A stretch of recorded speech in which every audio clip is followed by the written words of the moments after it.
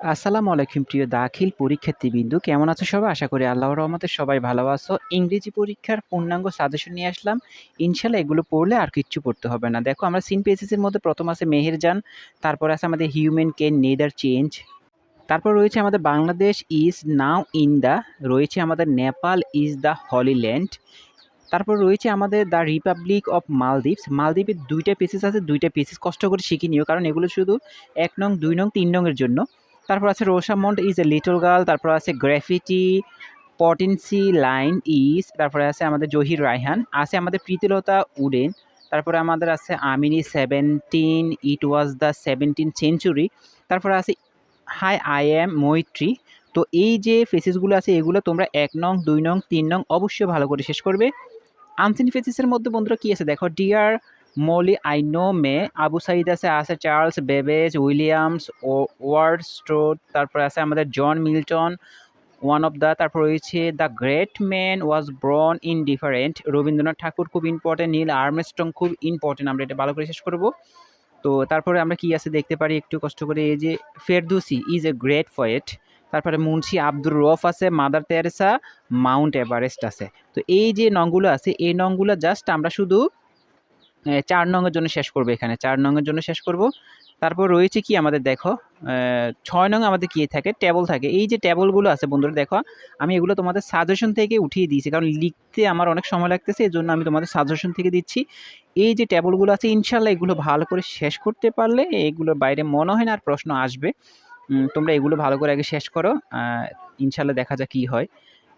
আমরা এখানে যে 7 স্টার দাগিয়ে দিয়েছি, যেগুলো দাগানো আছে ঠিক ওইগুলো শেষ করবে, যেগুলো দাগানো নাই ওগুলো শেষ করার দরকার নাই।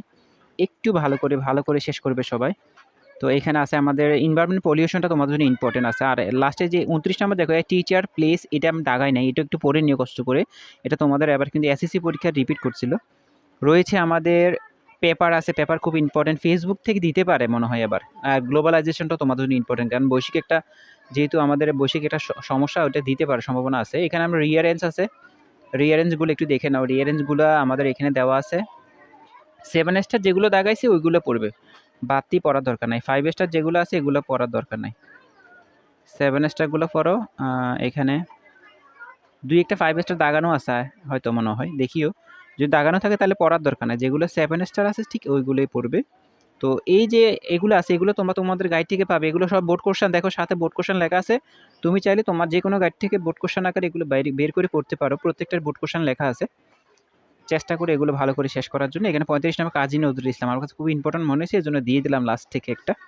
তো এগুলো তোমাদের গাইডে পাবে, সবগুলোই আমাদের বোর্ড কোশ্চেনের সাথে মিল করা আছে। আর তোমাদের লেকচার বলো, আলফাতা গাইড থেকে বলো, এগুলো সব কিন্তু তোমরা পেয়ে যাবে। তো আমরা এখানে দিয়ে দিয়েছি, এখানে মোট রিয়ারেঞ্জগুলো দিয়েছি এখানে সম্ভবত ৮-৯টা বা ১০টার মতো রিয়ারেঞ্জ আছে এখানে।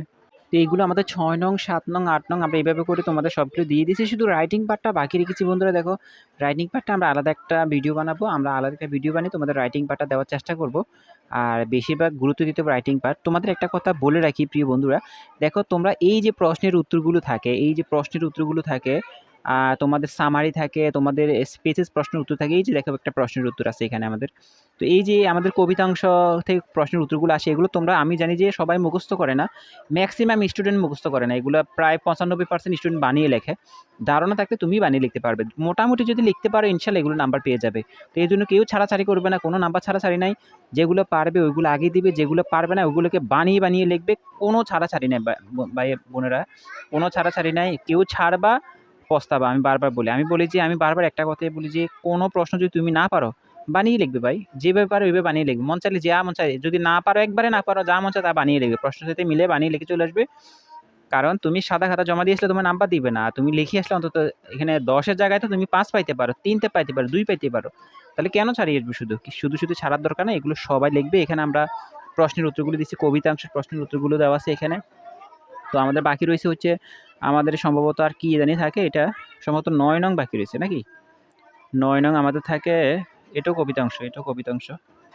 কবিতাংশগুলো একটু বড় দেখাচ্ছে কেন? দেখো একটা কবিতার মধ্যে প্রশ্ন থাকে প্রায় ১৫টা ২০টা করে প্রশ্ন থাকে। এখন তোমরা জাস্ট এই প্রশ্নগুলো একটু দেখবে, আমি জাস্ট দেখার জন্য দিছি। চাইলে তুমি প্রশ্নগুলো একটু তোমার গাইড থেকে পড়ে নাও। একবার রিডিং করে নিলে তুমি ধারণা পাবে।